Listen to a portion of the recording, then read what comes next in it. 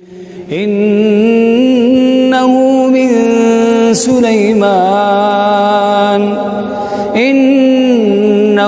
من سليمان وإنه بسم الله الرحمن الرحيم.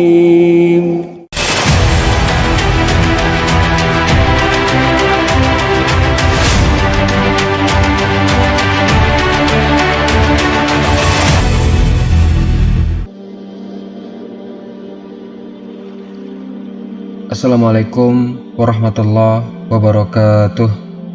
Alhamdulillahi wahda, wassalatu wassalamu ala rasulillah. Teman-teman, pembahasan di video kali ini kita akan membahas kisah seorang nabi yang sangat dicintai oleh iblis. Siapa nabi ini? Bagaimana riwayatnya? Kenapa pula iblis suka dengan seorang nabi?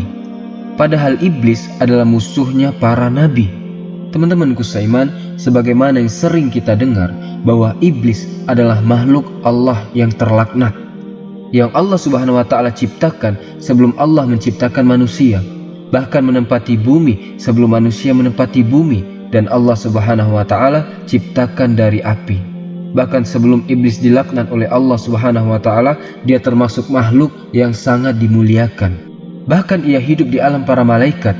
Akan tetapi ketika Allah Subhanahu wa Ta'ala menciptakan Adam dari tanah, kemudian meniupkannya ruh, dan Allah perintahkan malaikat untuk sujud, tetapi iblis enggan sujud, bahkan sombong, bahkan tidak mentaati perintah Allah. Dari sini Allah Subhanahu wa Ta'ala laknat iblis sampai hari kiamat. Teman-temanku seiman, maka sebab laknat Allah kepada iblis inilah, maka permusuhan iblis kepada Bani Adam akan terus sampai hari kiamat, dan akan berusaha untuk menyesatkan mereka. Akan tetapi ada satu kisah yang disebutkan dalam beberapa literatur sirah dari Abdullah ibnu Umar radhiyallahu anhuma. Dia mengatakan, laqiya iblisu Musa. Suatu ketika iblis ini berjumpa dengan Nabiullah Musa alaihissalatu wassalam. Faqala, dan mengatakan, ya Musa, anta ladzi istafakallahu birisalati wa kalamaka takliman.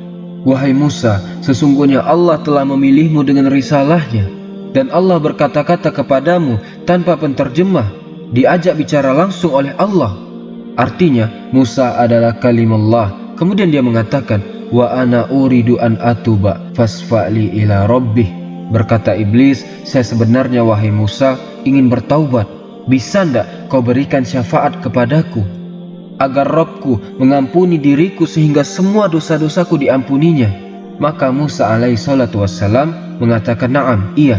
Maka Musa pun kemudian menghadap Allah. Fada'a Musa rabbahu. Maka Musa pun memohon kepada Allah atas permintaan iblis itu. Maka di lain waktu iblis datang lagi kepada Musa dan mengatakan, ya Musa, wahai Musa, sudahkah kau sampaikan hajatku kepada Allah? Maka Musa mengatakan, iya, aku sudah sampaikan hajatmu kepada Allah. Kalau engkau ingin diampuni dosa-dosamu, kata Musa, qad amarta antas judali kubri Adam. Syaratnya sujudlah kau ke kuburan Nabi Adam. Wa yutabu alaika, itu syarat Allah akan mengampuni dosa-dosamu. Ketika mendengar bahwa syarat diterima taubatnya harus sujud di kuburan Adam, fastaghbara wa ghadib, tiba-tiba dia sombong dan murka dan mengatakan, lam asjud lahu hayyan fa kaifa asjud lahu mayitan. Wahai Musa, aku tidak pernah sujud kepada Adam di waktu Adam hidup. Bagaimana pula aku sujud kepada Adam ketika Adam sudah wafat, sudah mati? Mustahil bagiku. Kemudian iblis mengatakan, ya Musa, annalaka alayya haqqan bima syafa'tali ila rabbik. Wahai Musa, sekarang aku memiliki hutang kebaikan kepadamu, hutang budi kepadamu, karena engkau sudah berusaha untuk menjembataniku untuk bertaubat kepada Rabbmu. Fadzkurni, maka ingatlah aku, kata iblis. Indas salasin, pada 3 perkara. Ingat aku pada 3 perkara agar aku tidak membinasakanmu. Pertama, uzkurni hina taghdab. Ingat aku wahai Musa ketika engkau murka, ketika engkau marah. Fa inni ajri minka majrad dam. Sesungguhnya aku berjalan di jalan darahmu. Artinya bahwa iblis dan juga bala tentaranya akan masuk ke jalan darah manusia, kemudian membuat manusia itu murka karenanya. Makanya kenapa marah itu datang dari syaitan, salah satu meredamkannya adalah dengan cara berwudu. Karena setan terbuat dari api dan api bisa meredam dengan air, maka berwudu. Kemudian dirikanlah sholat. Kemudian yang kedua, ingatlah aku wahai Musa ketika engkau berjumpa dengan musuh dalam peperangan. Karena aku akan datang kepada Bani Adam ketika mereka sedang berjihad, berperang melawan musuh di pertempuran. Aku datang dan akan kuingatkan dengan anak dan istrinya, sehingga dia takut mati, akhirnya lari dari peperangan. Kemudian ketiga, yang terakhir, wa iyyaka an tujallisa imra'atan laisak bizati mahramin fa inni rasuluha ilaik wa rasuluka ilaiha. Dan ingatlah diriku wahai Musa bahwa hati-hati, tidak boleh engkau berdiam diri dengan seorang wanita yang bukan mahramnya. Karena sesungguhnya aku adalah utusan yang akan menggoda dirimu dan menggoda si wanita itu. Maka kata iblis, ingatlah 3 perkara ini. Bani Adam akan hancur kalau mereka tidak ingat bahwa itu adalah perbuatan iblis. Riwayat ini disebutkan oleh Al-Imam Ibnu As-Sakir dengan sanadnya dalam Tarikh Dimashqi, dan juga Imam Ghazali dalam kitab Ihya Ulumuddin, dan juga Ibnul Jauzi dalam kitab Talbis Iblis. Dan beberapa juga para ulama mencantumkan dalam kitab-kitab mereka, termasuk juga Al-Imam Al-Suyuti mencantumkan dalam tafsirnya ketika memberi catatan kepada surah Al-Baqarah ayat 31-33, yang artinya, dan Allah telah mengajarkan seluruh nama-nama kepada Adam, kemudian ditampakkan kepada para malaikat, kemudian dikatakan, beritahu diriku nama-nama mereka jika kalian adalah orang-orang yang benar. Maka para malaikat mengatakan, Maha suci engkau, tidak ada pengetahuan bagi kami kecuali apa yang kau ajarkan kepada kami. Engkau zat yang maha mengetahui lagi maha bijaksana. Maka Allah firmankan, wahai Adam, beritahu mereka para malaikat dengan nama-nama mereka. Maka tatkala Adam memberitahu mereka para malaikat dengan nama-nama mereka, maka Allah Subhanahu wa taala katakan, bukankah sudah aku katakan kepada kalian, sesungguhnya aku mengetahui kegaiban langit dan bumi, dan aku mengetahui apa yang tampak dan apa yang kalian sembunyikan.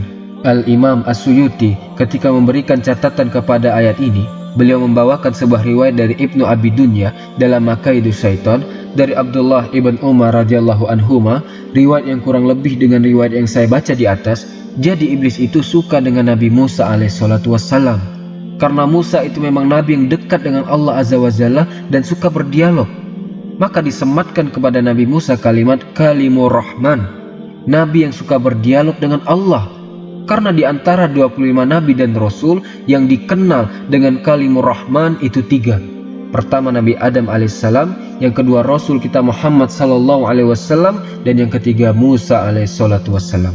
Adam ketika di surga, Rasulullah ketika di Sidratul Muntaha, dan Nabi Musa ketika di Bukit Saina.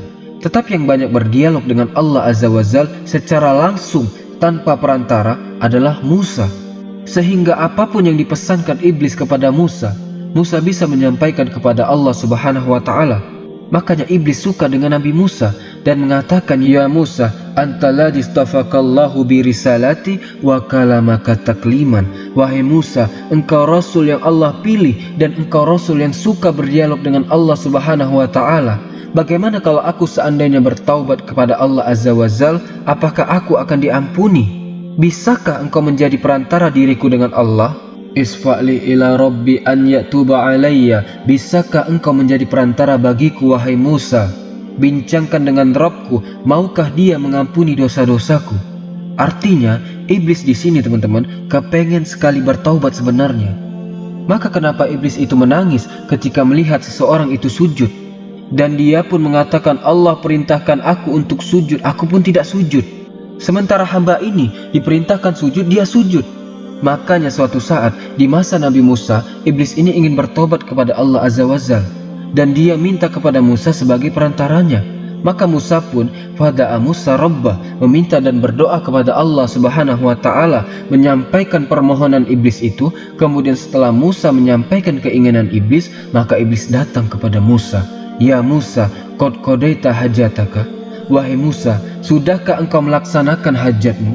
Kemudian falak ya Musa iblis. Maka Musa pun berjumpa dengan iblis dan mengatakan, ya iblis, qad amarta an tasjuda li qabri Adam wa yutabu alaika. Aku sudah sampaikan perkaramu kepada Allah. Allah hanya minta syarat kepadamu, sujud ke kuburan Adam. Nanti Allah akan ampuni dosamu. Maka mendengar disuruh sujud kepada kuburan Adam, ghadib, murka langsung iblis itu, tidak terima. Maka dia mengatakan, lima asjud lahu hayyan asjudu lahu mayitan. Kenapa aku harus sujud kepada Adam? Waktu Adam hidup saja aku tidak mau sujud. Sekarang dia sudah mati, kau perintahkan aku sujud? Oh tidak, aku tidak mau. Maka iblis mengatakan, ya Musa, annalaka alayya haqqan bima syafa'ta li ila rabbik. Wahai Musa, ada 3 perkara yang harus kamu ketahui sebagai imbalan bahwa engkau sudah berusaha untuk menjembatani diriku dengan Robku. Maka kemudian iblis menyebutkan 3 perkara tadi yang saya katakan di atas. Maka teman-temanku seiman, inilah 2 riwayat yang disebutkan oleh para ulama bahwa iblis itu menyukai Musa karena memang Nabi Musa bisa menjembatani ia dengan Allah Subhanahu wa Ta'ala. Tapi ketika Allah sudah beri keputusan, dia bisa menerima taubat iblis dengan syarat menghilangkan kesombongannya untuk sujud kepada Adam, tetapi kesombongannya tidak mau hilang. Akan tetapi teman-teman, tentang 2 riwayat ini, Syekh Albani rahimahullahu ta'ala menganggap bahwa 2 riwayat ini lemah, sebagaimana disebutkan dalam kitabnya Al-Jami' As-Saghir pada nomor urut hadis ke-2213, bahwa hadis ini lemah, tidak bisa dijadikan sandaran. Tetapi 3 perkara yang disebutkan iblis itu sahih secara makna, karena banyak hadis-hadis yang mendukung tentang 3 perkara itu. Pertama, soal marah. Nabi SAW bersabda, ketika seseorang datang kepada Rasul minta dinasehati, diminta wejangan kepada Rasul, dan Rasul mengatakan, la takhdab, la takhdab, la takhdab, faraddada miraran, la takhdab. Jangan marah, jangan marah, jangan marah. Maka Rasul terus mengulang-ulang kalimat jangan marah itu, karena memang marah itu dari syaitan. Makanya Rasul mengatakan, kalau Anda sedang marah di waktu berdiri, duduklah. Kalau Anda marah di waktu duduk, baringlah. Kalau Anda marah di waktu baring, wudhu. Kalau Anda masih marah juga, sholat. Dan begitu seterusnya. Kemudian juga termasuk orang yang lari dari peperangan. Al-Imam Az-Zahabi rahimahullah ta'ala menyebutnya salah satu minal khabair, dosa dari dosa-dosa besar, seseorang yang lari dari peperangan. Kemudian juga seseorang berkhalwah. Riwayat-riwayatnya sahih, tapi yang jelas bahwa walaupun demikian maka iblis tetaplah iblis, makhluk yang sudah dilaknat oleh Allah Subhanahu wa Ta'ala dan akan senantiasa menggoda kita.